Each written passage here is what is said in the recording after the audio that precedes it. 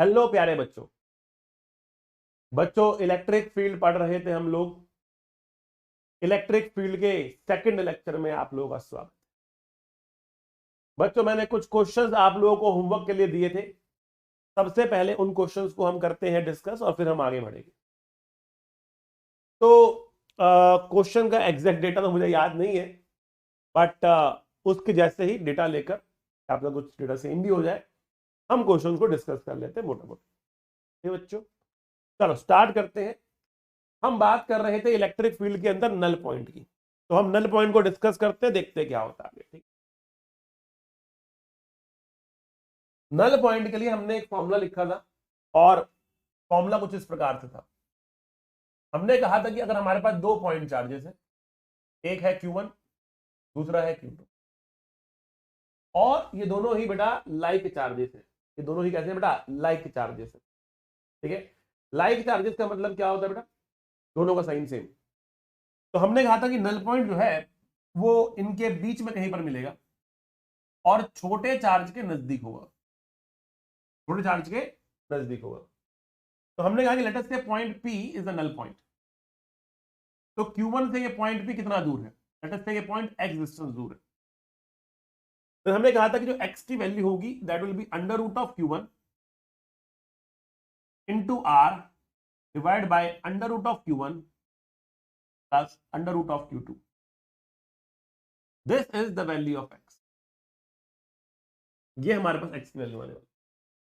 और फिर हमने कहा था कि भाई इस पॉइंट पर कितना चार्ज रखे Q, ताकि पूरा सिस्टम इक्विलिब्रियम में आ जाए, पूरा सिस्टम इक्विलिब्रियम में आ जाए। ठीक, तो उसके लिए हमारे पास जो फॉर्मूला था, हमने एक तो कहा था कि अगर ये दोनों पॉजिटिव है तो ये चार्ज नेगेटिव होना चाहिए, और दोनों नेगेटिव तो चार्ज पॉजिटिव होना चाहिए।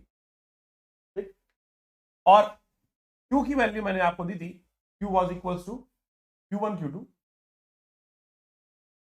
Divide by root Q1 plus root Q2 का स्क्वायर। ये हम लोगों ने Q की बात की थी। अब क्योंकि अगर दोनों पॉजिटिव लोग तो इसको नेगेटिव ले लेना है, तो माइनस लगा दोगे आप आगे। और अगर दोनों ही नेगेटिव हुए तो बेटा यहां पर पॉजिटिव लेंगे, तो पॉजिटिव यहां पर सारा आप मैग्नीट्यूड ऑफ चार्ज पुट करेंगे।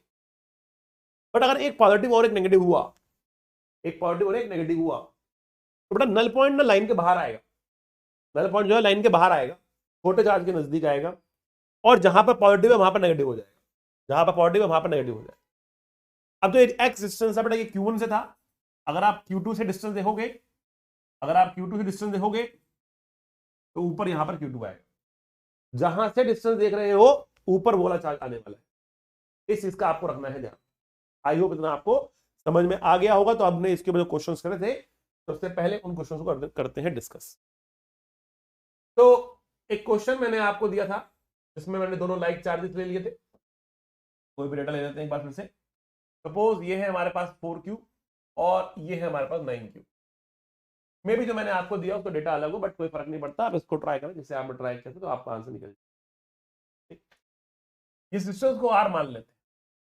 हम जानना चाहते हैं नल पॉइंट कहां होगा और उस नल पॉइंट पे कितना चार्ज रखें ताकि पूरा सिस्टम इक्विलिब्रियम में आ जाए, है ना भाई? तो हम कह रहे हैं देखो, नल पॉइंट अगर हम 4Q से डिस्टेंस निकालना चाहते हैं नल पॉइंट का, ठीक है, x विल बी, कुछ दोनों लाइक चार्जेस है, null point will be within the line, कुछ यहां कहीं पर नल पॉइंट आएगा, छोटे चार्ज के नजदीक आएगा।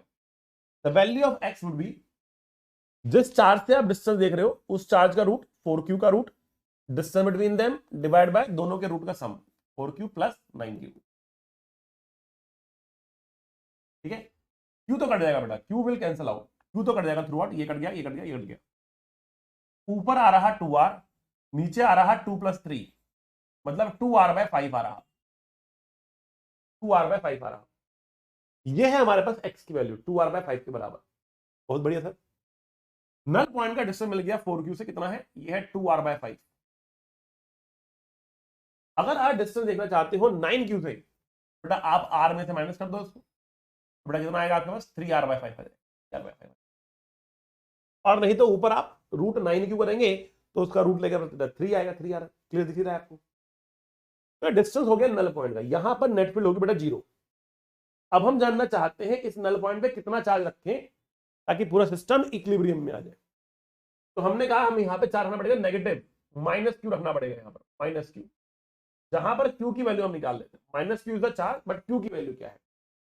तो value of q would be 4q 9q divide by under root of 4q plus under root of 9q का स्क्वायर। तो 9 इंटू 4 बटे 36 हो गया, नीचे बटा 2 और 3 5, तो 5 रूट क्यू का स्क्वायर आएगा। तो रूट क्यू का स्क्वायर तो बेटा कितना होता है? क्यू होता है, तो उस क्यू से एक क्यू कट जाएगा, और बेटा 5 का स्क्वायर 25 होता है। तो answer will be 36q by 25, 36q by 25। इतना चार्ज रखोगे तो नेट फोर्स ऑन 4q और 9q 0 हो जाएगा। आप चाहे वेरीफाई कर सकते हो, बट 4 होना नेगेटिव आपको। तो 9q इसको धकेलेगा, अगर आप वेरीफाई करना चाहो तो 9q उसको धकेलेगा इस डायरेक्शन में, क्योंकि लाइक चार्ज से रिपेल करेंगे। और जो ये वाला फोर्स होगा उसकी वैल्यू होगी k 4q 9q divide bye r square.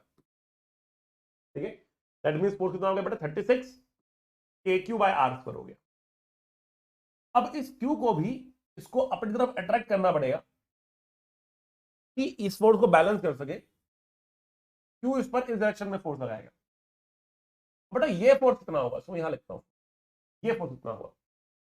बेटा ये फोर्स होगा k, मैग्नीट्यूड लिख रहा हूं उसका मैं, विल बी k, q कितना बेटा? 4q है, और ये वाला q कितना बेटा? 36q by 25, 36q by 25 divide by इस डिस्टेंस का स्क्वायर, तो 2r बाय 5 का स्क्वायर करेंगे। ठीक, थोड़ा 5 का स्क्वायर 25 होता है, कट जाएगा, 2 का स्क्वायर 4 होता है, कट जाएगा। कितना आ रहा है? ध्यान से देखिए, 36 kq स्क्वायर आ रहा है अपॉन में r। क्या ये फोर्स और ये फोर्स बैलेंस हो रहे हैं? बिल्कुल हो रहे हैं। इसका मतलब इसके ऊपर लगने वाला नेट फोर्स कितना होगा? 0 हो जाएगा। तो बेटा इसको आप डायरेक्ट फॉर्मूला से निकालेंगे, हम डायरेक्ट फॉर्मूला से निकालेंगे।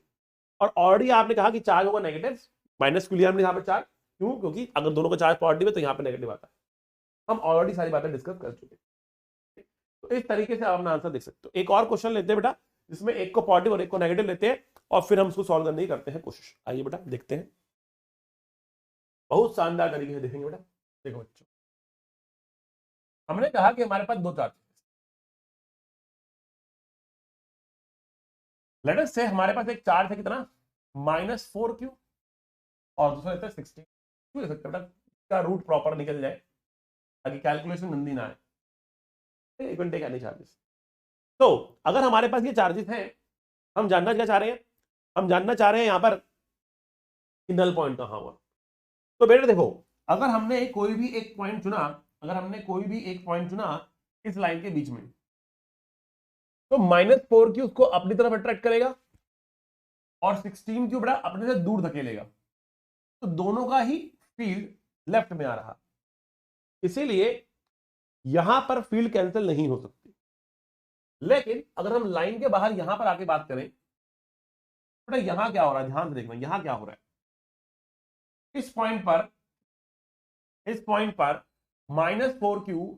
-4q अपनी तरफ फील्ड क्रिएट कर रहा होगा, अपनी तरफ फील्ड क्रिएट कर रहा होगा इस डायरेक्शन, और 16q अपने से दूर फील्ड क्रिएट कर रहा होगा, अपने से दूर जाती हुई फील्ड क्रिएट कर रहा होगा इस डायरेक्शन में।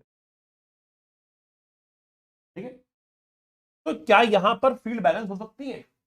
बिल्कुल हो सकती है। देयर इज अ चांस कि यहां पर फील्ड बैलेंस हो जाए, बिकॉज दोनों फील्ड उल्टी है, कैंसिल आउट हो सकती है। लेकिन अगर हम 16q के तरफ बात करते हैं तो क्या होगा? अगर हम यहां पर आकर बात करते हैं कि यहां क्या सीन है, एक पॉइंट हमने यहां पर चुन लिया, तो अगर यहां पर बात करें तो यहां पर जो -q है वो अपनी तरफ आती हुई फील्ड पैदा करेगा, अपनी तरफ आती हुई फील्ड पैदा करेगा, ऐसे यहां पर ऐसे, यहां पर ऐसे। It always creates field towards, negative charge creates the field towards itself.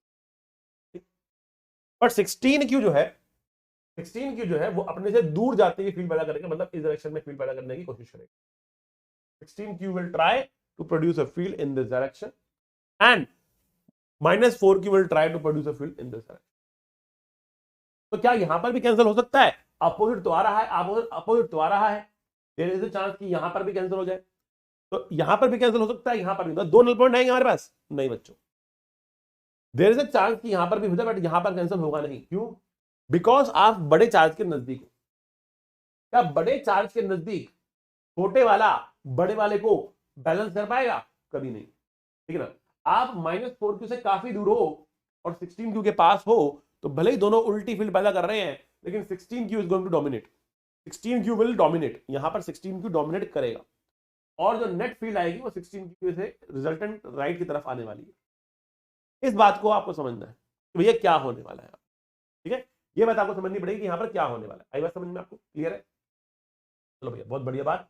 अब आगे बढ़ते हैं और आगे करते हैं, ठीक है। तो देखो बच्चों, ध्यान से देखना, हमने कहा कि नल पॉइंट लाइन के बाहर होगा और -4q के नजदीक होगा। यहां पर नल पॉइंट नहीं होगा, not a null point, not a null point. Opposite होने के बावजूद भी नल पॉइंट नहीं है।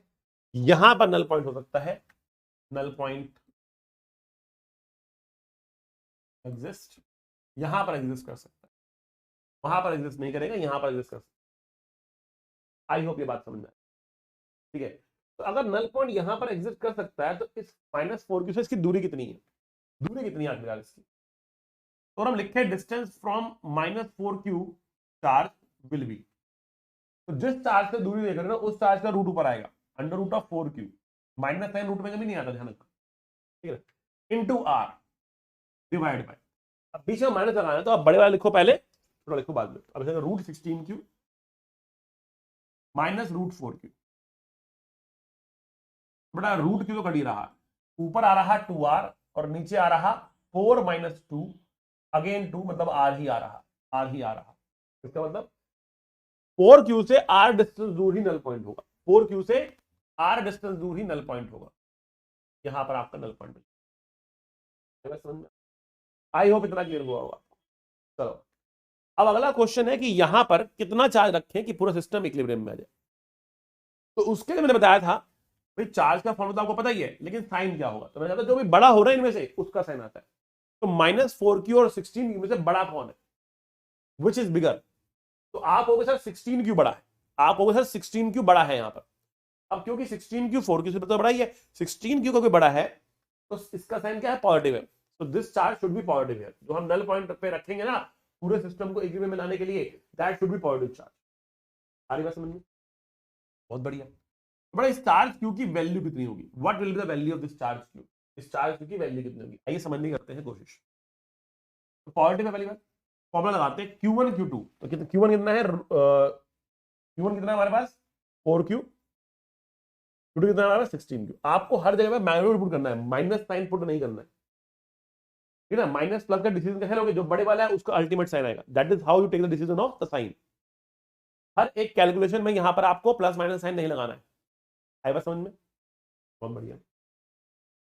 तो क्यू की वैल्यू लिखी हमने 4q 16q divide by root of 16q minus root of 4q, root of 16q minus root of 4q। तो ऊपर कितना आ रहा? ऊपर आ रहा 64q², नीचे आ रहा 4, इसका स्क्वायर भी आएगा बेटा, सॉरी स्क्वायर भी रहेगा, ऑब्वियस बात है। 4 - 2 का स्क्वायर इंटू क्यू, फिर रूट क्यू का स्क्वायर तो बेटा क्यू आएगा, ठीक है ना। 16 का 4 हो गया, -4 का 2 हो गया, इसका स्क्वायर करके हम निकाल सकते हैं। तो ये कटेगा, देखो ये कटेगा, यहां से ये कटेगा। तो ये आ रहा 64q डिवाइड बाय 2 का स्क्वायर 4, मतलब 16q आ रहा। तो यहां पे जो चार्ज आपको रखना पड़ रहा है ना, that is equal to 16q। और अब अगर आप देखें तो ये 16q ही आंसर आना चाहिए। आप देखते हुए बोल सकते हैं, क्योंकि जो दूरी है बेटा वो आ रही है, क्योंकि डिस्टेंस आ रहा है ना, तो इस पर आर डिस्टेंस दूर 16q खींच रहा था, तो यहां पर भी आर डिस्टेंस दूर 16q को खींचेगा, तो ये नल पॉइंट, ये मतलब बैलेंस आउट हो जाएगा। अगर आर डिस्टेंस दूर पर ही नल पॉइंट है, तो अगर कहीं और नल पॉइंट होता तो फिर आंसर कुछ और आता, बट आर डिस्टेंस दूर ही आ रहा है, इसलिए 16q ही आपका आंसर। 16q और आर डिस्टेंस दूर रखेंगे तो ये बैलेंस आउट होता हुआ आपको मिल जाएगा। पूरा का पूरा सिस्टम आपको बैलेंस आउट होता हुआ मिल जाएगा, ठीक। ओके, चलो ये तो रही एक कहानी नल पॉइंट के ढूंढने की, और उस नल पॉइंट में कितना चार्ज रखे पूरा सिस्टम इक्विलिब्रियम में आ जाए, एक कहानी हुई। अब दूसरी कहानी की बात करते हैं। कई बार क्वेश्चन में आपको इलेक्ट्रिक फील्ड को ड्रॉ करने के लिए आता है, कहता बताओ इलेक्ट्रिक फील्ड ड्रॉ करके दिखाओ कैसी होगी, उसका ग्राफ कैसा बनेगा। आइए बेटा उसका ग्राफ भी देखते हैं। Let us try to see the graph, graph कैसा बनने वाला है यहाँ पर। तो हम कह रहे हैं कि ग्राफ बनाना है हमको, और हमने दो चार्जेस यहाँ पर रख लिए। एक काम करते जो हमने अभी क्वेश्चन किया था ना, वही क्वेश्चन उठाते हैं, 4Q और 9Q उठाते ताकि डेटा हमारे पास रहे। 4Q और 9Q उठा रहे सबसे पहले। ये है हमारे पास 4Q और ये है हमारे पास 9Q। नल पॉइंट की दूरी का अब हमें पता है कितना है, नल पॉइंट की दूरी कितनी बेटा, यहां से कितनी है 2r/5, छोटे वाले के नजदीक है, और बड़े वाले से दूर है 3r/5, तो हमेशा फैक्ट रहेगा। और अब हम ग्राफ ड्रॉ करना चाह रहे हैं, इसलिए मैंने यहां पर एक लाइन ऐसे ड्रॉ कर ली पहले, यहां ड्रॉ। अब ये जो 4Q है, जो चार्ज है बेटा, उसके नीचे आप लाइन ड्रॉ करें, नीचे आप लाइन ड्रॉ करना है, ठीक है। तो दिखाते हैं आपको लाइन ड्रॉ, से लाइन, इसके नीचे हमने एक लाइन ड्रॉ करी ऐसे, और इसके नीचे भी हमने एक लाइन ड्रॉ, समझिए। एक लाइन हमने ऐसे ड्रॉ करी, फिर हमने दो लाइनें ऐसे ड्रॉ करी, पॉइंट चार्ज के नीचे लाइन ड्रॉ करनी है। अब देखो, अब हम डिनोट करेंगे यहां पर अपने नल पॉइंट को सबसे पहले, where is the null point, here is the null point, so हमने डिनोट कर दिया 0। We know that null point पर तो फील्ड 0 होनी चाहिए। तो बेटा ये डिस्टेंस हम ले रहे हैं x, या r कुछ भी मान सकते हो डिस्टेंस को, बट मैंने r को डिस्टेंस बिटवीन द पार्टिकल्स रखा है, इससे मैंने इसको x बोल दिया। यहां तो फील्ड 0 है। अच्छा, अब हम ड्रॉ करेंगे फील्ड की डायरेक्शन, हम ड्रॉ करेंगे बेटा फील्ड की डायरेक्शन सबसे पहले, ठीक है ना। ठीक है, ये कर लेते हैं, ड्रॉ करते हैं फील्ड की। देखो यहां तो फील्ड 0, इस रीजन के अंदर आएंगे तो 9Q डोमिनेट करेगा, और इस रीजन में आएंगे तो 4Q डोमिनेट करेगा, और यहां पर दोनों बैलेंस आउट कर, नल पॉइंट दोनों बैलेंस आउट कर। बट नल पॉइंट से और आगे जाएंगे ना तो 4Q विल स्टार्ट डोमिनेटिंग, और नल पॉइंट से राइट में आएंगे तो 9Q विल स्टार्ट डोमिनेटिंग। तो यहां पर जो नेट फील्ड होगी, यहां पर जो नेट फील्ड होगी वो 9Q डिक्टेट करेगा, और 9Q कह रहा यहां पर नेट फील्ड होनी चाहिए away from the 9Q, like this. यहां पर जो फील्ड की डायरेक्शन होगी वो 4Q डोमिनेट करेगा, 4Q डिक्टेट करेगा, और वो कह रहा कि यहां पर अवे फ्रॉम मिड इस डायरेक्शन में फील्ड होनी चाहिए। अब अगर आप आते हैं यहां पर और यहां पर जानने की कोशिश करते हैं डायरेक्शन क्या होनी चाहिए, तो भैया ये तो आप ऑब्वियस सी बात है 9Q ही डोमिनेट करने वाला है, यहां पर 9Q will dominate, very clear, 9Q is going to dominate here, ठीक। तो यहां पर जो फील्ड डायरेक्शन होगी that will be towards right, away from the 9Q। And यहां पर बेटा 4Q विल डोमिनेट, क्योंकि इस पॉइंट से सारा लेफ्ट में 4Q डोमिनेट कर रहा, इस पॉइंट से राइट में 9Q डोमिनेट कर रहा, सिंपल सी बात। तो यहां पर it will be towards left. अब हमने राइट साइड को पॉजिटिव माना है, राइट साइड को पॉजिटिव माना है, तो अब पॉजिटिव नेगेटिव साइन लिखते हैं। तो यहां पर फील्ड है नेगेटिव, यहां पर फील्ड है पॉजिटिव, यहां पर फील्ड है नेगेटिव, यहां पर फील्ड है बेटा पॉजिटिव। हमने लिख दिया कि कहां पर फील्ड पॉजिटिव है, कहां पर फील्ड नेगेटिव है, हमने उसको मार्क कर दिया। फिर वो चलो आगे बढ़ते हैं, देखते हैं यहां पर और क्या होता है। हम फील्ड मार्क कर चुके, पॉजिटिव नेगेटिव की सारी कहानी हमने यहां पर मार्क कर ली, ठीक।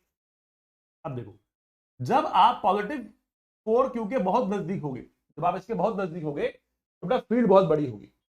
जब आप एक पॉइंट चार्ज के बहुत नजदीक जाते हो, एक पॉइंट चार्ज अपने बिल्कुल पास, मतलब आर लगभग 0 कर दिया आपने, तो फील्ड बहुत हाई हो जाती है। तो जो मैंने ये डॉटेड लाइंस बनाई है ना बेटा, इनके ऊपर इनके पास फील्ड बहुत बड़ी होगी, पर डायरेक्शन देखनी है पॉजिटिव, मतलब फील्ड यहां पर कुछ ऐसे पॉजिटिव जा रही होगी, पॉजिटिव में इन्फिनिटी की तरफ जा रही है। यहां पर बेटा नेगेटिव है, नेगेटिव इन्फिनिटी से ऐसे आ रही होगी। अब यहां पर आते हैं, इसके बाहर लेफ्ट में नेगेटिव, मतलब यहां पर फील्ड ऐसे जा रही होगी, और यहां पर देखिए इसके पास तो बेटा पॉजिटिव फील्ड है, तो आप यहां से फील्ड कुछ ऐसे जा रही है। इन्फिनिटी में पहुंचने पर फील्ड बेटा 0 हो जाती है, तो इन्फिनिटी में बेटा फील्ड क्या होगी, लगभग 0 हो जाएगी, ऐसे आएगी। यहां पर आते बेटा इन्फिनिटी में बेटा फील्ड भी होगी 0 हो जाएगी, तो यहां पर, ठीक है। यहां पर फील्ड जीरो। तो क्लियरली अब आपके सामने ग्राफ जो है वो खुलकर आ रहा। ग्राफ यहां पर ऐसा बनेगा, ग्राफ यहां पे कुछ ऐसा बनेगा, और यहां पे ग्राफ देखो, समझ गए? That is how we can draw the graph. इस तरीके से हम ग्राफ को ड्रॉ कर सकते हैं। तो इसको और स्मूथ कर देते हैं हम लोग।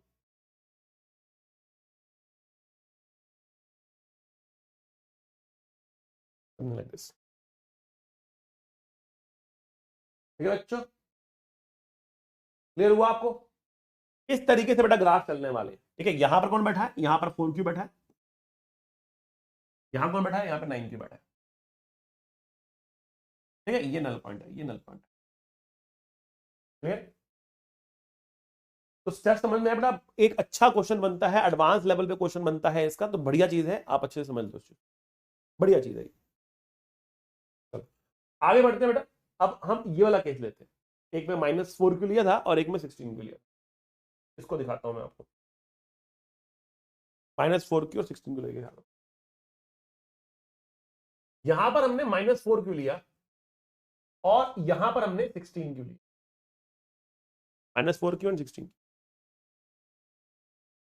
बहुत बढ़िया। अब अब इसके अंदर हमने कहा कि अगर थोड़ा दूर ले लिया, मैं थोड़ा पास लेते हैं। आर डिस्टेंस दूर नल पॉइंट दिखा रहे हैं। अब यहां पे तो नल पॉइंट है बेटा,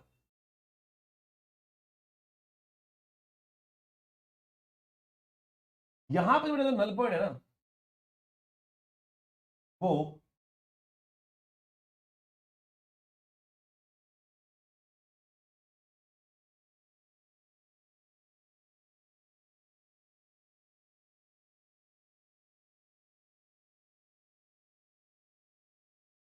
यहां पे जो नल पॉइंट है बेटा, वो आ रहा था यहां से आर डिस्टेंस पीछे। आर डिस्टेंस पीछे नल पॉइंट आ रहा था।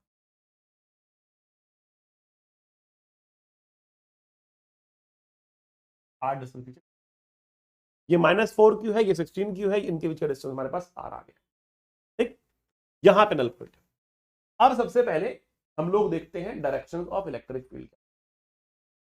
यहां पर देखते हैं तो बेटा इस पॉइंट पर देखें, -4 क्यू अपनी तरफ और 16 क्यू भी अपनी तरफ, दोनों ही लेफ्ट में फील्ड क्रिएट कर रहे हैं। तो दोनों की वजह से नेट फील्ड लेफ्ट में ही आ रही। यहां पर बेटा आप कह सकते हो एक तरीके से नेगेटिव फील्ड आ रही है।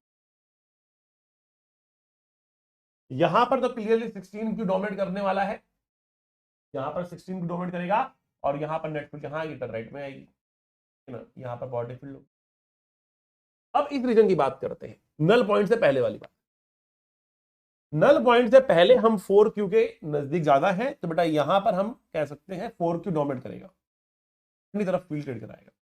यहां पर दोनों का इंपैक्ट बराबर है।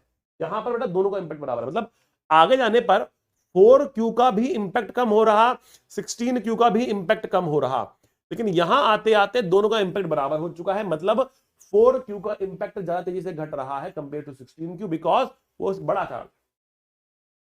तो इस पॉइंट से आगे निकलेंगे ना, अगर हम इस पॉइंट से हम आगे निकल गए, बड़ा इस पॉइंट से आगे 16 क्यू ही डोमिनेट करने वाला है। इस पॉइंट से आगे 16 क्यू ही डोमिनेट करने वाला है।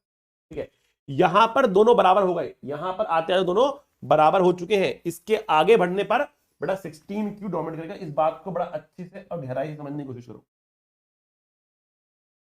यहां पर 4 क्यू डोमिनेटेड है, यहां पर दोनों बराबर है, इसके आगे 16 क्यू। नल पॉइंट से अगर आप आगे पीछे देखते हैं ना बेटा, तो नल पॉइंट से आगे पीछे अगर देखा जाए तो शिफ्ट होता है। यहां पर अगर एक चार्ज डोमिनेट है तो यहां पर दूसरा करेगा डोमिनेट, और यहां पर दोनों बराबर हो जाएंगे। तो यहां पर -4 क्यू डोमिनेट कर रहा, तो बेटा यहां पर 16 क्यू डोमिनेट करके कहेगा मुझसे दूर फील्ड क्रिएट करो, मतलब नेगेटिव फील्ड क्रिएट करो। ठीक, अब देखते हैं बेटा, एक लाइन हमने ऐसी बनाई। ठीक है, नहीं बनी। ठीक, एक लाइन हमने ऐसे बनाई। अब देखते हैं, हमने कहा कि देखो भैया, एक लाइन ड्रॉ करनी है आपको -4 क्यू से, एक लाइन ड्रॉ करनी है आपको 6।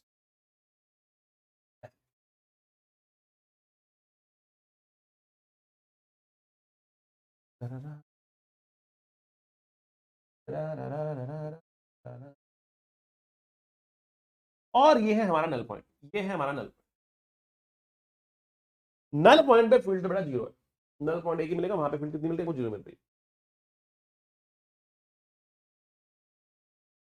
यहां पर फील्ड बेटा कहां है, पॉजिटिव है, यहां पर बेटा फील्ड पॉजिटिव है। आप कहोगे इसके पास फील्ड बहुत पॉजिटिव ऐसे आ रही, यहां पर फील्ड बेटा जीरो आ रही। अच्छा जी, यहां आते तो फील्ड नेगेटिव है, मतलब फील्ड नेगेटिव और बहुत बड़ी ऐसे रही, कांच के पास फील्ड बहुत बड़ी रही। यहां पर आते तो यहां पर फिर फील्ड नेगेटिव ही है, ऐसे आ रही है फील्ड। ओ तो यहां आते हैं फील्ड पॉजिटिव कुछ ऐसे, इनफिनिटी पे आएंगे बेटा फील्ड लगभग जीरो हो जाएगी। इनफिनिटी पे बेटा फील्ड नेगेटिव है और जीरो है, तो यहां पर फील्ड बेटा कुछ ऐसे, ठीक है। और अगर यहां पर बात करें तो यहां बड़ा इंटरेस्टिंग सा ग्राफ बनता हुआ दिख रहा है मुझे, बहुत इंटरेस्टिंग ग्राफ बनता हुआ दिख रहा है। यहां पर फील्ड बेटा नेगेटिव करनी है हमको, और जीरो भी करनी है, जीरो भी करनी है, ठीक है। तो पहले बीच वाले रीजन की बात करते हैं। क्या बीच में बेटा नल पॉइंट आ रहा, इन दोनों के बीच में कहीं पर जीरो हो रहा है, फील्ड नहीं हो रहा था, जीरो तो यहां पे हो रहा है, यहां जीरो नहीं हो रहा, मतलब यहां से फील्ड उठ रही है लेकिन जीरो तो नहीं पहुंचने वाली, वापस से नेगेटिव जाने वाली है। तो field is going to be something like this, field ऐसे बनेगी। इस रीजन में आपको एक लोकल मैक्सिमा मिलेगा, इस रीजन में आपको एक लोकल मैक्सिमा मिलेगा।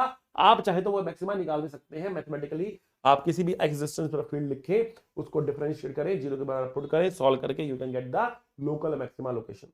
वो लोकल मैक्सिमा कहां बनने वाला है, आई बात समझ में। अगर इस रीजन की बात करें, इस रीजन में क्या हो रहा है, यहां पर क्या होने वाला है, ये तो बहुत सिंपल सा कर दिख रहा है मुझे। यहां जा रहा है इनफिनिटी बाजार, जीरो हो रहा है, सिंपल। यहां लोचा है, यहां लोचा है, यहां पर पहले मुझे जीरो करना है, तो मैंने ऐसे कर गया जीरो कर दिया। अब जीरो करने के बाद क्या होगा, यहां नेगेटिव करना है, और फिर वापस यहां पर जीरो करना है, यहां जीरो, फिर यहां पर जीरो करना है, और यहां पर नेगेटिव करना है। तो यहां पर जो ग्राफ बनेगा ना बेटा, वो कुछ ऐसे जाएगा और फिर कुछ ऐसे जाएगा, ठीक है। थोड़ा स्मूथ ग्राफ नहीं बना, बिकॉज थोड़ा सा स्पेस मुझे कम मिल रहा है, ठीक है, थोड़ा स्मूथ ग्राफ नहीं बना। तो मैं काम करता हूँ, थोड़ा स्मूथ ग्राफ दिखाने के लिए आपको काम कर रहा हूँ, थोड़ा सा इसको आगे आगे ड्रॉ कर रहा हूँ, आगे ड्रॉ कर रहा हूँ, ठीक है ना। तब मैं दिखा रहा हूँ कि यहाँ पे जीरो और ऐसे, ठीक है।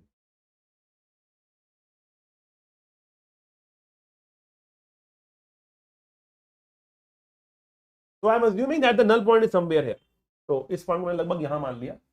If you want let me just move move the confusion and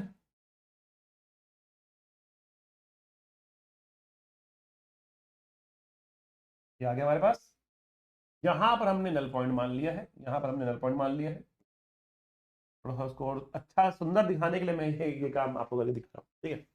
तो यहाँ पर बेटा का फोर की डोमिनेट कर रहा है, तो फोर की वजह से यहाँ फील्ड लेफ्ट में आती हुई मुझे दिख रही है। मैंने कुछ बना दिया यहाँ पर बेटा फील्ड लेफ्ट में है, और यहाँ पर भी फील्ड, ओ सॉरी माइनस साइन हमने गलती से मिटाते वक्त आई थिंक माइनस साइन यहाँ पर हट गया है, ठीक है। It is -4 Q, it is -4 Q. तो यहाँ पर फील्ड बेटा इस डायरेक्शन में आएगी, तो सही हमने ड्रॉ कर रखा है, और यहाँ पर फील्ड बेटा लेफ्ट में आएगी। तो यहाँ पर 16 को डोमिनेट कर रहा है, मैं देता हूँ 16 क्यू इज डोमिनेटिंग है। यहां पर क्या हो रहा है, -4 क्यू इज डोमिनेटिंग।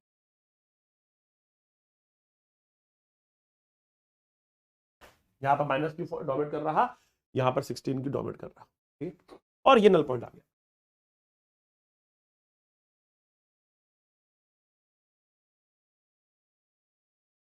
दूरी में लगभग आर, ठीक है। तो ग्राफ हमारा कुछ इस तरीके से सुंदर हो जा रहा है। यहां पर आपको एक लोकल मिनिमा दिख रहा, यहां पर एक लोकल मैक्सिमम दिख रहा, ठीक है, नल पॉइंट। तो कॉम्प्लिकेटेड सा ग्राफ है, एडवांस के लिए बहुत सुंदर क्वेश्चन है। एडवांस में ऐसा क्वेश्चन मिल सकता है, ग्राफ चार देकर पूछ सकते हैं कौन सा सही कौन सा गलत। तो ये है आपका बेटा इलेक्ट्रिक फील्ड, आप यहाँ पे दिखा सकते हो बेटा, ये है आपका इलेक्ट्रिक फील्ड, ये टच नहीं करेगा इसको, आप कर सकते हैं, करा हुआ यहाँ पर। और यहां पर आप देख सकते हो ये इलेक्ट्रिक फील्ड वर्सेज एक्स का ग्राफ है, अलग अलग डिस्टेंस पे, अलग अलग एक्स पे आप किसी भी एक पॉइंट को ओरिजिन लेकर ही कहानी आपका चार्ज, समझ गए। ये कहानी आपके सामने, इसको और ठीक करके लिखते हैं यहाँ पर। आपको बाद में कंफ्यूजन ना हो और आप हो गए सर क्या हो गया। ठीक है, तो बेटा ये ग्राफ हमारे सामने यहां पर आ चुका है। तो नल पॉइंट और उससे रिलेटेड हमने क्वेश्चन यहां पर देख लिए, हम लोगों ने ग्राफ बनाकर देख लिया कि ग्राफ कैसे बनता है। बहुत बढ़िया चीज है, आगे बढ़ते हैं। एक क्वेश्चन मैंने आपको लास्ट क्लास में और दिया था, ये करते हैं। उसमें मैंने कहा था कि मान लिया आपके पास ये घड़ी है, ये घड़ियाल है, और यहां पर जहां पर 12 है वहां पर 12 Q, 1 Q, 2 Q, 3 Q, 4 Q, 5 Q, 6 Q, 7 Q, 8 Q, 9 Q, 10 Q and 11 Q. इस तरीके से आपको सारे नंबर दे रखे, ये सारे नंबर आपको कुछ इस तरीके से दे रखे। ठीक है बच्चों, और जो डिस्टेंस है बेटा, आप इस सर्कल का रेडियस जो है उसको आर मान सकते हो, रेडियस इसका आर ले सकते हो, रेडियस बराबर आर। और अब हम जानना चाह रहे हैं what is the net field at the centre, centre पे नेट फील्ड कितनी होगी। अब बेटा देखो, लग डिफिकल्ट रहा है लेकिन है सिंपल। सिंपल इसलिए है क्योंकि इसके अंदर एक सिमेट्री की खूबसूरती है। क्या खूबसूरती है देखते हैं। 12 क्यू जो फील्ड क्रिएट करेगा इस डायरेक्शन में करेगा, और 6 क्यू करेगा इस डायरेक्शन। तो 12 में से 6 घटाओ कितना आता है, 6 आता है ना। और जब 6 आएगा घटाने के बाद 12 क्यू विल डोमिनेट। तो कहने का मतलब है कि 12 क्यू और 6 क्यू का जो रिजल्ट बनेगा वो रिजल्ट बनेगा 6 के Q by R square. Let me call this as 6e, where e is K Q by R square. देखो एक पॉइंट चार्ज का फील्ड होता है के क्यू बाय आर स्क्वायर। तो बेटा आर डिस्टेंस दूर, 12 क्यू की वजह से फील्ड आ रही 12 के क्यू बाय आर स्क्वायर, और 6 क्यू से आ रही 6 के क्यू बाय आर स्क्वायर। दोनों को माइनस करेंगे ना तो 6 के Q by R square 6e field आ रही, और 12 से दूर जाती हुई फील्ड आ रही। ठीक है, अब 7 क्यू और 1 क्यू देखो माइनस करेंगे तो कितना आएगा, 6 तो आएगा। 7 माइनस 1, 7 कर रहा ऐसे फील्ड क्रिएट, क्यू कर रहा ऐसे फील्ड क्रिएट, तो 7 माइनस 1 कुल मिलाकर नेट फील्ड इस तरफ आएगा away from 7, and that field is going to be again 6e, बराबर फील्ड आएगा। कोई डिफरेंस तो वही ना, तो 6e आपको ऐसे मिलेगा। अब 8 और 2 को देखो, 8 और 2 को देखो बेटा, 8 और 2 को देखो।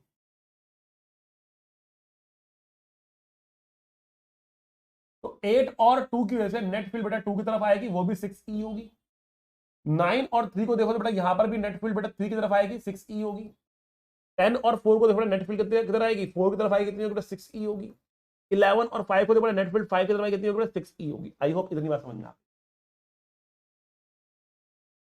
अब हम करते हैं इनके बीच के एंगल की बातें, सारे हम ले चुके हैं। ठीक है ना, ये 12/6 के लिए, ठीक है ना, ये 11 के लिए हो गया, 10 के लिए हो गया, 9 के लिए हो गया, 8 के लिए हो गया, 7 के लिए हो गया, 6 के लिए हम ऑलरेडी ले चुके। ठीक, तो सारे हमने ऑलरेडी ले लिया। अब इनके एंगल की बात करनी है हमको। ठीक है, तो हम कह रहे हैं अगर घड़ी है और यहां पे बज रहे 12, यहां पे बज रहा है 1, इनके बीच में कितना एंगल होता है। तो बेटा ऐसे कितने पेयर्स, 12 पेयर्स है, ऑब्वियस सी बात, 12 पेयर्स में 12 नंबर लिखे, 12 पेयर्स है, 1 12 1 1 2 2 3, ऐसे कितने पेयर्स है। तो कितने एंगल बन रहे हैं ऐसे, कितने एंगल बन रहे हैं, मतलब एक कितने एंगल बन रहे हैं, 12 एंगल। 12 थीटा अगर 360 है तो थीटा की वैल्यू कितनी है, 30 डिग्री। थीटा बराबर 30 डिग्री है। ठीक है, अगर थीटा बराबर 30 डिग्री है तो हम क्या कर सकते हैं, थीटा बराबर अगर 30 डिग्री है तो हम क्या कर सकते हैं, बहुत सिंपल सी बात।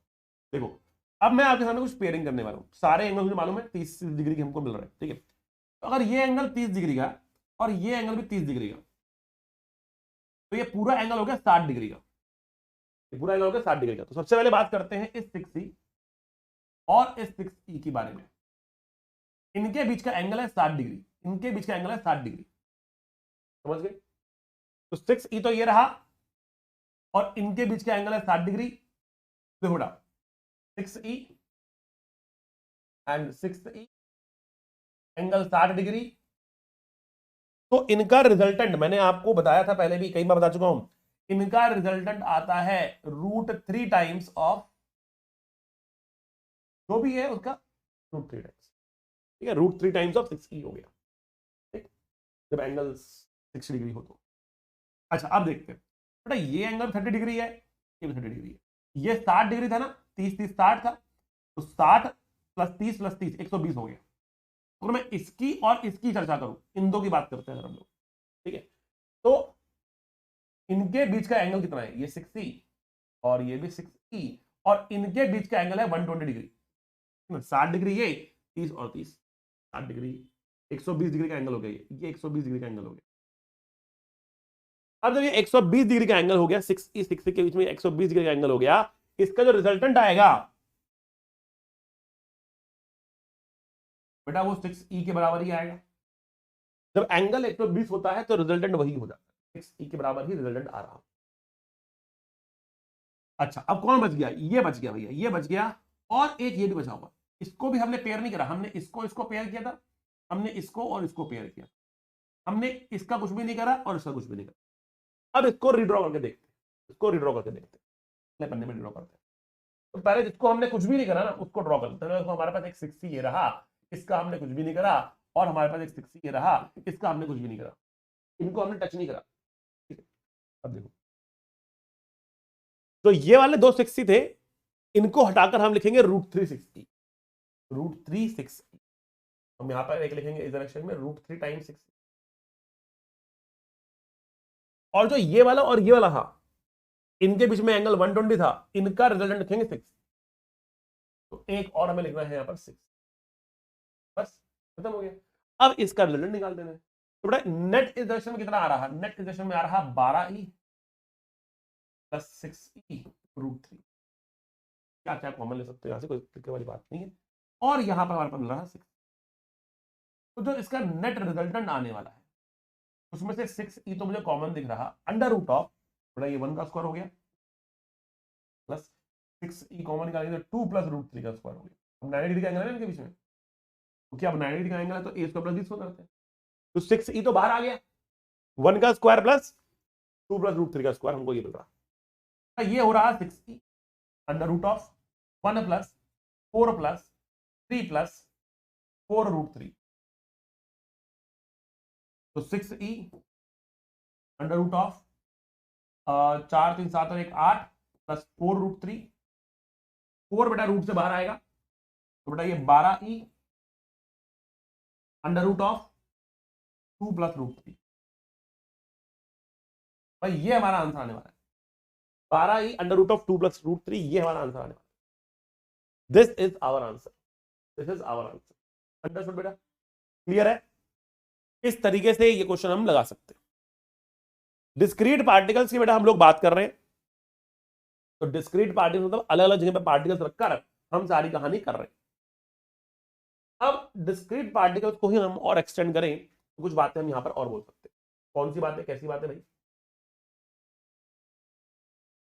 अगर हमारे पास एक इक्विलेटरल ट्रायंगल है, ठीक, और इसके सभी कॉर्नर्स पर हमने बराबर चार्ज रख दिया, यहां भी चार्ज क्यों रखा, यहां भी चार्ज क्यों रखा, यहां भी चार्ज क्यों रखा, सभी कॉर्नर्स पे बराबर चार्ज क्यों रख दिया, ठीक, साइड लेंथ हमने ए और एक है, सभी कॉर्नर्स पे बराबर चार्ज क्यों है, और साइड लेंथ हमने ए और एक, ठीक।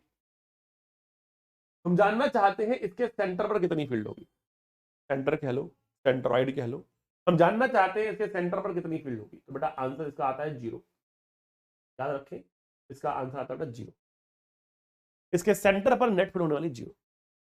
सिमिलरली अगर आपने एक स्क्वायर लिया, अगर आपने एक स्क्वायर लिया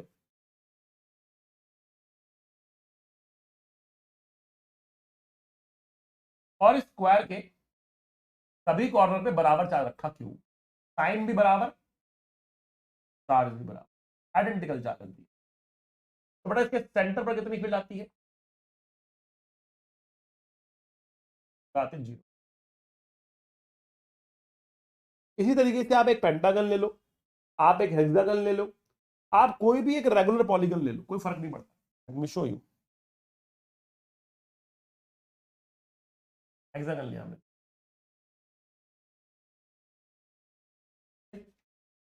सभी कॉर्नर से हमने बराबर चार्ज रख दिया,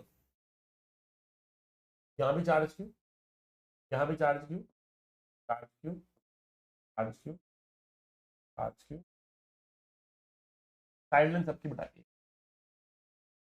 सभी एंड पे हमने बराबर चार्ज रख दिया, Q Q Q Q Q. हम जानना चाह रहे हैं सेंटर पर कितनी फील्ड होगी बेटा, तो बोलेंगे सेंटर पर आने वाली फील्ड कितनी है, 0 है। सेंटर पर फील्ड कितनी है बेटा, 0 है, ई सेंटर 0। तो बेसिकली कॉन्सेप्ट ये है बेटा कि if you have a regular polygon and equal charges are placed at all the corners, then field at the center is 0। ठीक है, तो नोट बनाते हैं यहाँ पे। नोट क्या कह रहा है, नोट कह रहा है if equal charges are placed at all the corners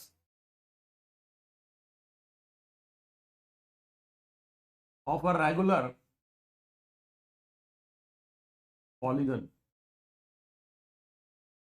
regular polygon के सभी कॉर्नर्स पे बराबर चार्ज रख दिए, देन नेट फील्ड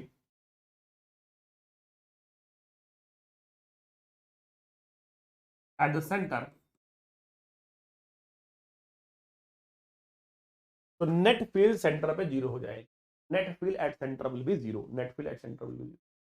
ये हमारे पास बेटा नोट आ गया। इस बात को आपको रखना है याद बेटा, बहुत इंपॉर्टेंट चीज है, वो आपको रखना। अब क्वेश्चन कैसे आएगा, तो सर फील्ड तो 0 ही हो गई, फिर तो हम देखते ही मार्क कर देंगे। इतना सिंपल क्वेश्चन में नहीं आएगा, मेंस है, नीड नहीं है। तो क्वेश्चन कैन बी कि लेट अस से हमारे पास एक इक्विलेटरल ट्रायंगल है, हमने यहां पर चार्ज क्यू रखा, यहां पर रखा -q और यहां पर रखा q, एंड साइड लेंथ है r। अब कह रहा कि भैया सेंटर पे फील्ड बता दो, फाइंड फील्ड एट सेंटर। बेटा पॉज एंड सॉल्व करो, पॉज करो फिर सॉल्व करो बेटा इसको। ठीक है, आपको सेंटर पर फील्ड बतानी है कितनी। एक और क्वेश्चन देख लेते हैं, तब तक आप लोग सॉल्व करिए फटाफट। एक इस बार रेगुलर हेक्सागन लेते हैं, दोनों ही बहुत ही पॉपुलर है बेटा, सारी साइड्स बराबर है, साइड लेंथ हमने ए मान ली इस बार। चार्ज यहां पर दिया q, यहां पर दिया -q, यहां पर दिया q, यहां पर दिया -q, यहां पर दिया सेंटर पर फील्ड आ रहे हैं। How would you find out. तो बेटा एक तरीका तो ये है, आप सब चार्जेस की वजह से फील्ड निकालकर रिजल्टेंट ले लो, बट उसमें आपको तीनों की वजह से निकालना पड़ेगा, फिर तीनों का नेट रिजल्टेंट लेना पड़ेगा। It will be a tough task, हो तो जाएगा, टफ भी मैं बहुत नहीं बोलूंगा, lengthy process, but we can decrease the calculations. हम कैलकुलेशंस को घटा सकते हैं, ड्रास्टिकली बहुत कम कर सकते हैं। कैसे कम कर सकते हैं बच्चों, देखो समझा।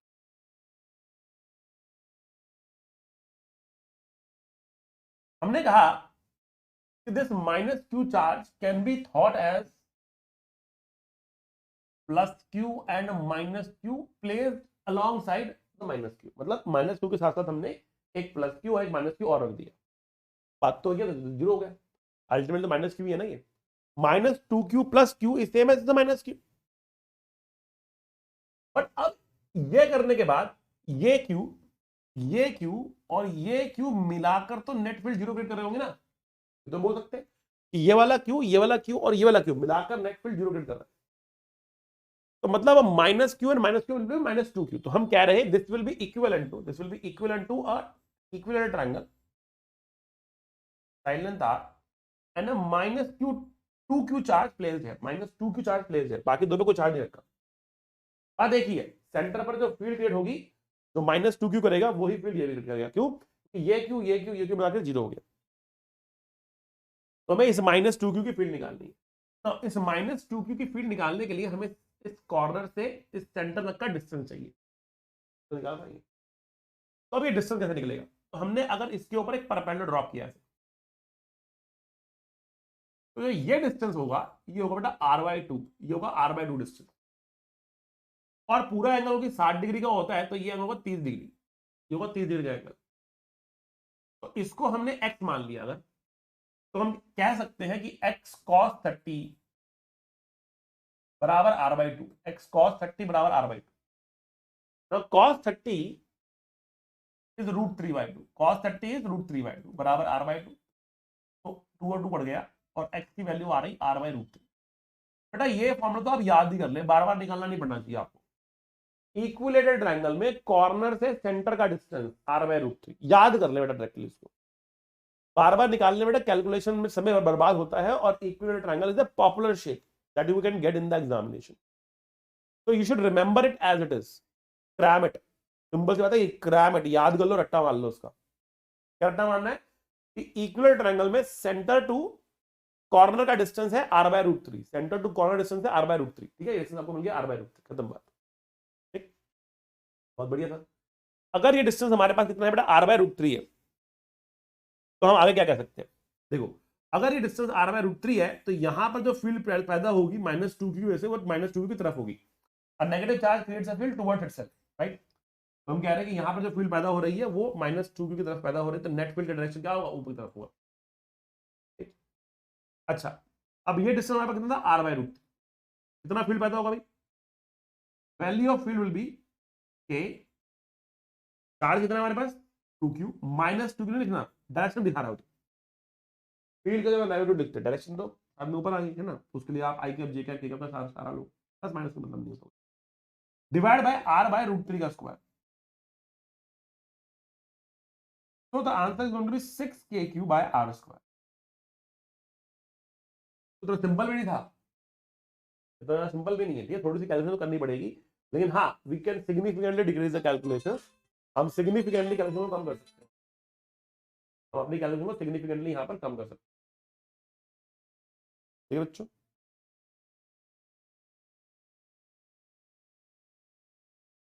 आगे बढ़ते हैं यहाँ पर और आगे जो चर्चा करते हैं, ठीक है, देखते हैं। तो अब यहां पर नेट फील्ड कितनी आएगी हम जानना चाह रहे हैं, यहां पर नेट फील्ड कितनी आएगी हम जानना चाह रहे हैं, ठीक है। यहां पर नेट फील्ड निकालने के लिए हम कह रहे हैं कि देखो ये पॉजिटिव चार्ज क्यू जो है ये यहां पर जो फील्ड पैदा कर रहा, ठीक है ना, और ये नेगेटिव चार्ज क्यू आ गया यहां पर, अगर सारे बराबर होते तो ठीक था, ठीक है। अब यहां पर देखो एक तरीका तो हमारे पास ये भी है, लेकिन एक और चीज देखो यहाँ पे, एक और सिमेट्री देखो यहाँ पे क्या हो, अगर मैं इसको इसको इसको जोड़ू, इसको जोड़ू और इसको जोड़ू, पता लेते हैं, काम करते हैं, इसको कनेक्ट किया, इसको कनेक्ट किया और इसको कनेक्ट, तो बेटा ये एक इक्विलेटरल ट्रायंगल बन रहा, ये एक इक्विलेटरल ट्रायंगल बन रहा, और इस इक्विलेटरल ट्रायंगल के सेंटर पे जो फील्ड होती है बेटा वो 0 होती है, बट फिर ये 3 चार्ज तो बच रहे हैं, है ना। तो अब देखो इनको जोड़ने पर क्या बन रहा, ये भी तो एक इक्विलेटरल ट्रायंगल बन रहा है जिसके कॉर्नर पे बराबर चार्ज रखा है, इसके कॉर्नर पे देखो क्यू क्यू क्यू रखा है, तीनों पे क्यू क्यू क्यू रखा है, यहां पर -q रखा है, तो इस ट्रायंगल के भी तीनों कॉर्नर पे बराबर चार्ज, इस ट्रायंगल के भी तीनों कॉर्नर पे बराबर चार्ज, तो दोनों ट्रायंगल के तीनों कॉर्नर बराबर चार्ज, इसलिए सेंटर पर नेट फील्ड प्रॉपर्टी लगा दी। लेकिन अगर वो ऐसा ना करे, मतलब क्वेश्चन देखा जाए आपके पास, भैया ये आपके पास एक ट्रायंगल है, ये आपके पास एक ट्रायंगल है, और यहां पर हम कह रहे हैं कि हमारे पास एक चार्ज क्यू है, सॉरी ट्रायंगल नहीं लेते, हेक्सागन ले रहे थे, सॉरी सॉरी, ये हमारे पास एक हेक्सागन है, यहां पर हम कह रहे हैं कि मान लिया एक चार्ज क्यू है, यहां पर -q है, यहां पर q है, यहां पर -q, यहां पर q है, और यहां पर साइड लेंथ हमने कुछ a के बराबर ये हमने कह दिया। If this is the situation then we wanted to know, अब हम जानना चाह रहे हैं कि भैया सेंटर पर कितना फील्ड आएगा, सेंटर पर कितना फील्ड आएगा, तो ये कैसे निकालें, सेंटर पर फील्ड कैसे निकालें, देखो बच्चों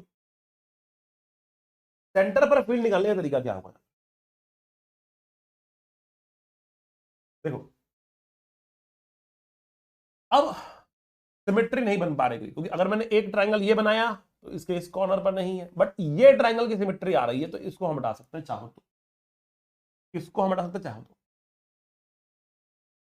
या फिर हम क्या कर सकते हैं, चलो हटा देते हैं इसको, हटा ही देते हैं, काम करते हैं, कुछ कह रहे हो तो आप, इसको हमने ट्रायंगल बनाया और हमने कहा इसके तीनों कॉर्नर तो बराबर जा रहा, इसको इसको और इसको हटा दो, अब ये बच रहा, अब ये बच रहा। तो हमने कहा देखो इसको जोड़ते, इसको जोड़ते, इसको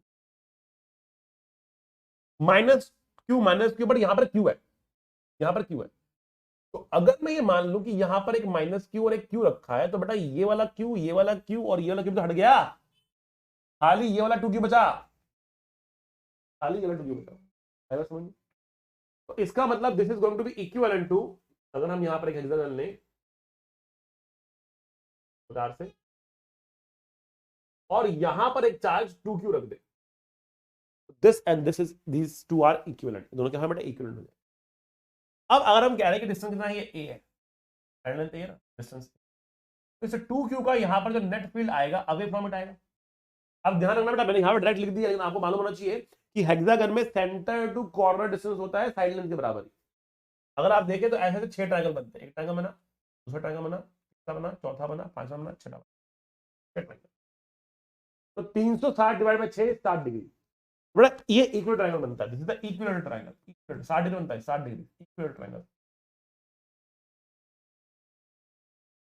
क्योंकि ये इक्विलेटरल है, तीनों साइड लेंथ बराबर है, इसलिए ये भी ए, ये भी ए और ये भी ए है, इस 2q का फील्ड आएगा k 2q by a square, k into 2q by a square, ये फील्ड आने वाला है मुझे बच्चों, फील्ड आया कैसे समझ में आया आपको, बहुत बढ़िया।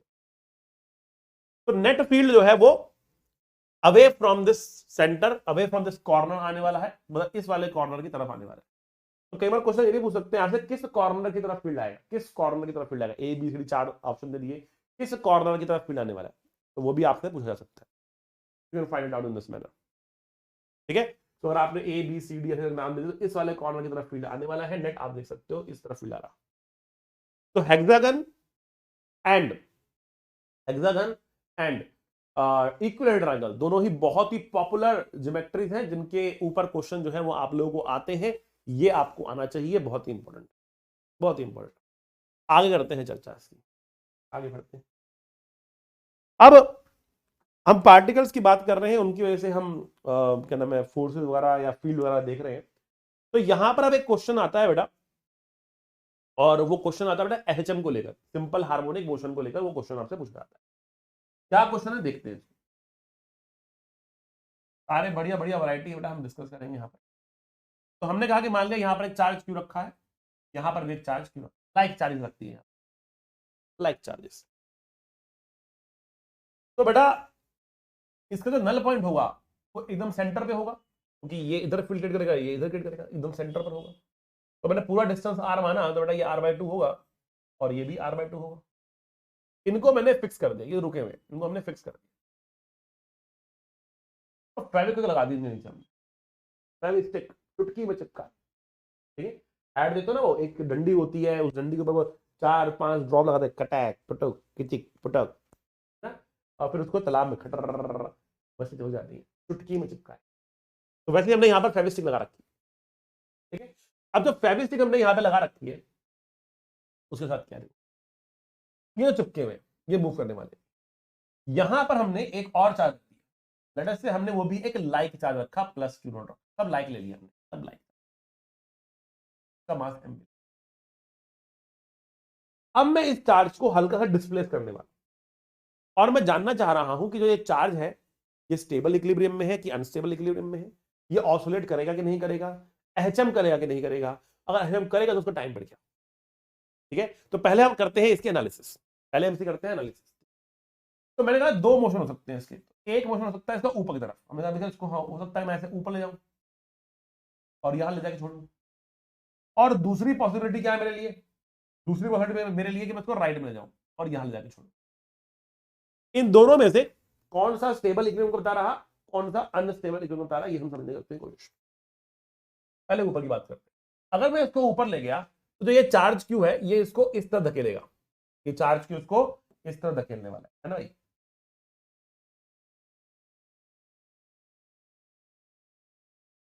ऐसे करेगा, ठीक है। और ये चार्ज क्यू इसको ऐसे धकेलेगा, ठीक है?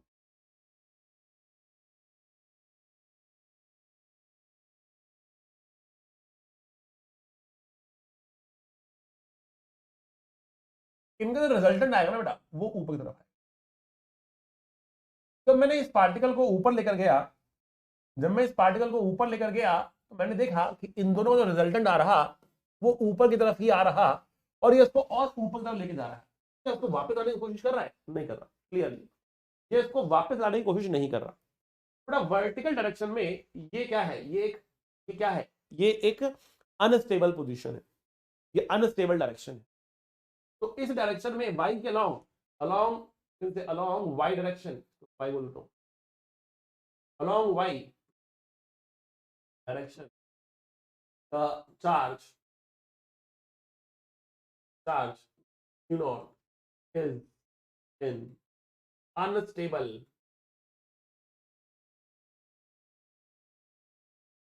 चार्ज जो है वो एक अनस्टेबल इक्विलिब्रियम में है, किसके अलोंग? y के अलोंग।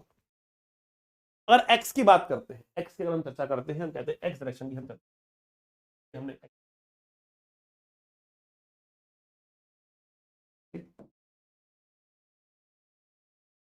जब मैं इसको आगे लेकर आया तो प्लस क्यू ने इसको रिपेल किया इस डायरेक्शन में, और इस वाले प्लस क्यू ने इसको इस डायरेक्शन में रिपेल किया। बट क्योंकि हम इस वाले के नजदीक है, इस पे जो नेट फोर्स लग रहा वो लेफ्ट में लगा। आप इसको राइट में लेकर आए बट इस पर फोर्स लेफ्ट में लग रहा, तो ये इसको वापस लाने की कोशिश कर रहा।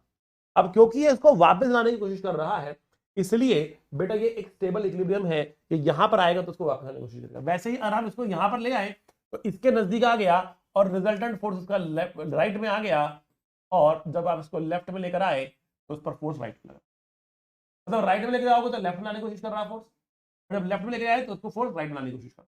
तो कहने का मतलब बहुत सिंपल सा है यहाँ पर, और वो मतलब ये है कि ये एक्स के अलोंग एक स्टेबल इक्विलिब्रियम पोजीशन, ठीक है। तो अलोंग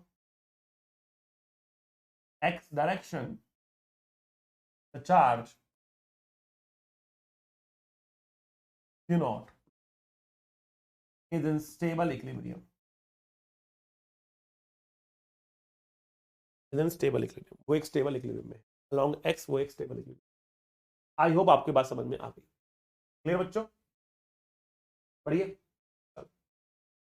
अब अगर ये स्टेबल इक्विलिब्रियम में है जो कहानी उल्टी हो जाएगी अगर आपने यहां पर चार्ज नेगेटिव कर दिया। तो अगर चार्ज नेगेटिव कर दिया तो ये दोनों फोर्स ना ऐसे हो जाएंगे, अट्रैक्ट करते हो जाएंगे, नीचे की तरफ आ जाएगा, और यहां पर दोनों फोर्स अपने तरफ अट्रैक्ट करेंगे तो बेटा एक्स के अलोंग अनस्टेबल हो जाएगा और वाई के अलोंग स्टेबल हो जाएगा। अगर ये चार्ज नेगेटिव कर दिया, अनलाइक चार्ज कर दिया, कहानी उल्टी हो जाएगी। बट खैर अभी जो कहानी आपके सामने है उसकी हम चर्चा। हमने कहा कि इस कहानी के अंदर अगर ये एक्स के अलोंग स्टेबल इक्विलिब्रियम में है तो मैंने अगर इसको हल्का डिस्प्लेस करके छोड़ा तो इसका टाइम पीरियड बताओ, इसका टाइम पीरियड बताओ। ठीक है बच्चों? तो हमने कहा देखो कहानी क्या आ रही है, कहानी ये आ रही है कि हमारे पास एक चार्ज है प्लस क्यू, यहां पर एक प्लस क्यू यहां पर, ये तो फिक्स्ड है, ये है सेंटर। तो ये हमारे पास यहां से लेकर यहां तक का डिस्टेंस था r/2। हम इसको x आगे लेकर, चार्ज हमारे पास कितना है, q0 है, मास कितना है, m है। तो यहां से यहां तक का डिस्टेंस कितना हो गया, r/2 प्लस x हो, और डिस्टेंस कितना हो गया बेटा, r/2 माइनस x हो गया। तो इसके ऊपर जो ये वाला प्लस क्यू चार्ज है वो इस डायरेक्शन में फोर्स लगा रहा है। कितना फोर्स लगा रहा है, k q not divide by r/2 minus x का स्क्वायर। ठीक, और ये फोर्स लगा रहा है कितना इस डायरेक्शन में, ये लगा रहा है k q not r/2 plus x का स्क्वायर। नेट फोर्स क्योंकि लेफ्ट में आ रहा है उसको नेगेटिव लिख देंगे, तो हम कह रहे हैं net force mass into acceleration is negative of, बड़ा ये छोटा ये तो बड़े से छोटा माइनस करेंगे, के Q not divide by r/2 minus x का स्क्वायर, के Q not r/2 minus plus x का स्क्वायर। तो इसको आपको पॉजिटिव लेना है, इसको आपको नेगेटिव लेना है, क्योंकि ये आपके डायरेक्शन थी। Direction of displacement is positive. जो स्टेप लिखवाए थे उनको भी फॉलो कर सकते हो, कोई दिक्कत वाली बात नहीं है। तो k minus k Q naught into LCM लेंगे यहां पर हम लोग, r/2 प्लस x का square minus r/2 minus x का स्क्वायर डिवाइड बाय r/2 का स्क्वायर माइनस x स्क्वायर का स्क्वायर। ये आ गया। Now x is a very small number है, हम बहुत छोटे x के लिए बात कर रहे हैं, तो x का स्क्वायर जो है वो यहां पर निगेट हो रहा, x का स्क्वायर यहां पर हम क्या कर रहे हैं, निगेट कर रहे हैं। A square minus B square is A plus B, A minus B, जब प्लस करेंगे तो बेटा एक्स और एक्स कट जाएगा, और जब माइनस करेंगे तो आर बाई टू कट जाएगा। ठीक है, तो हमें क्या मिलने वाला है, तो minus k Q Q naught into r into 2x, और नीचे क्या आ रहा है बेटा, आर की पावर 4 बाय 2 की पावर 4, 2 की पावर 4 इज 16, ये बेटा मैं ऊपर ले आया, इसी में ऊपर ले आया। ठीक है, अगले पन्ने पे चलते हैं, तो हम लिख रहे हैं m